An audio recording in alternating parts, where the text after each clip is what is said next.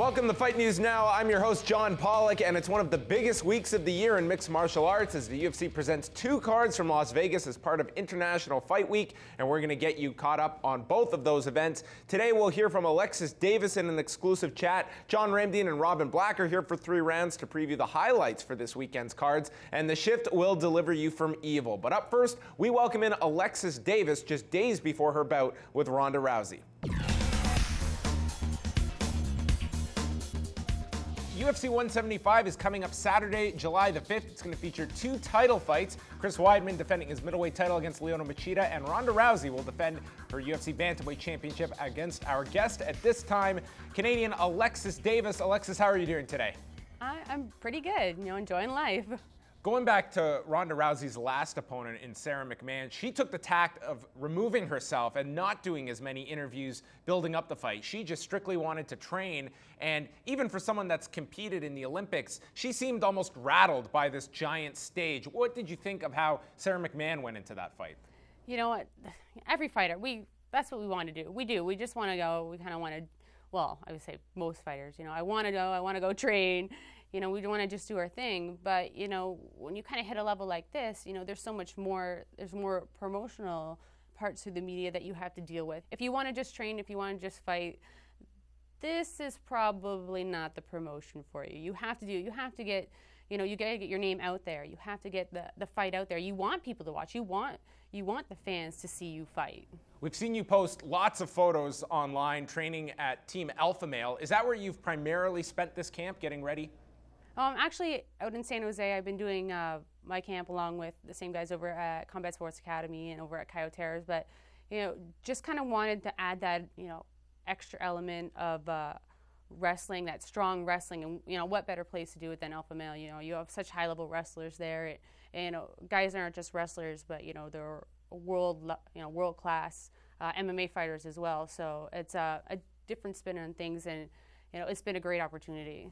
And for your wrestling, were you mainly working under Lance Palmer, who kind of oversees all the wrestling there at Team Alpha Male? Yeah, and Lance is great. He's helped me out a lot. I know Uriah was jumping in. TJ was in last week, so it's great. Yourself and Ronda Rousey, you guys share a lot of similar training partners. Has that been a problem in putting this camp together, where there is that overlap? It hasn't really. It was kind of something that we thought about when I first moved to California, but it's a large group of fighters in California, but it's still kind of small. There's you're going to come across people that have, they've either trained with Ronda or, I know I had another training partner down with Misha, and like one day I could end up fighting Misha, but you're just gonna kind of come across that and kind of stick to it more of on a professional level. Well, Alexis, I want to thank you very much for the time. It's UFC 175 coming up Saturday, July the 5th, as Alexis Davis goes for the UFC Bantamweight Championship against Ronda Rousey in one of the main events of the evening, happening on pay-per-view. Thank you very much for the time, Alexis, and all the best leading up to July the 5th. Thank you very much. We'll now take a look at the other title fight that's happening on Saturday night, which pits middleweight champion Chris Weidman against Lyoto Machida, as Weidman sets out to defend his title for the second time after back-to-back wins over Anderson Silva in 2013. And we'll take a further look at Saturday's middleweight championship bout. And new UFC middleweight champion of the world, Ever since claiming the middleweight title at UFC 162 with a devastating knockout of long-defending champion Anderson Silva, Chris Weidman has been on a mission to legitimize his title reign. His first opportunity came in a rematch against the Spider at UFC 168. When that one ended with Anderson once again on his back, this time courtesy of a grisly leg break after a check kick, many fans still didn't give Weidman the credit he deserved. I'm so new in this sport. I'm 11-0 now. People can't fathom the fact that I'm coming in here and beating guys, so I understand where people are coming from, but slowly but surely people start believing in me. His next shot at respect would be set for UFC 173 against 2013 Fighter of the Year Vitor Belfort. And they'll drop it down, and Belfort drops it. Vitor Belfort trying to finish off Tiger's huge kick. However, after Nevada banned testosterone replacement therapy, the Phenom would be pulled from that bout and replaced by former light heavyweight champion Lyoto Machida. Weidman versus Machida would then be pushed back to UFC 175 as Weidman decided to have surgery to correct his knee problems that he suffered in training for his UFC 168 bout.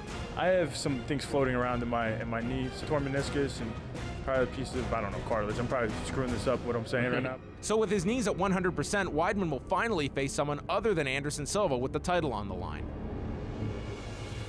After a tough stretch at light heavyweight that saw Machida go just 3-4, he made the move down to 185 pounds.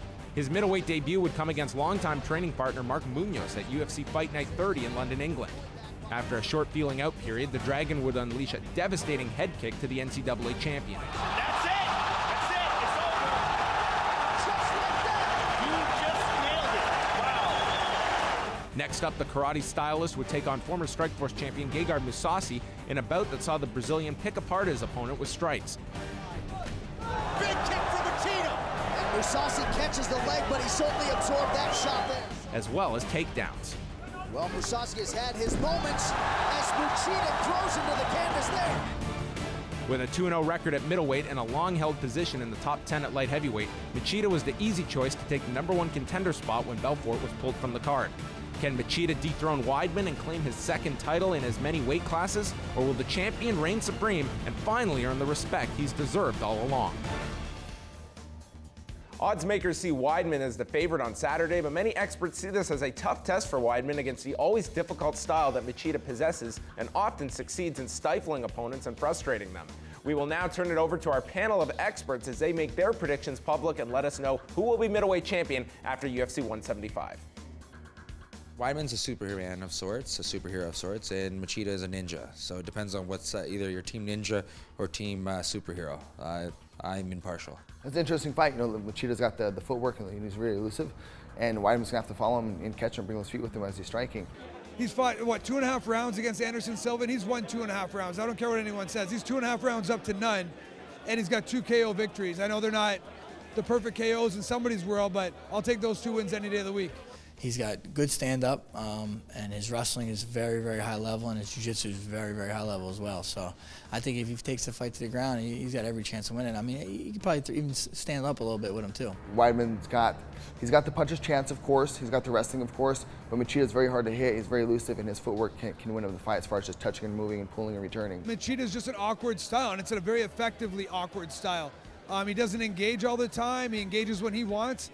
So if Weidman can't figure out that problem there, he's going to have a nightmare. This is a great chance for Weidman to cement his claim, even though I would argue that he has every right to right now. I still think Weidman wins that fight, but I don't think he wins it standing. I see that Machida can win this fight, but Chris as well. It's a 50-50 in my eyes. Man, see, the hot seat's tough on this one. Yeah, it might be Machida by decision. I have a hard time doing that because I really like Weidman. I think he's amazing. I just think he might cause some problems early.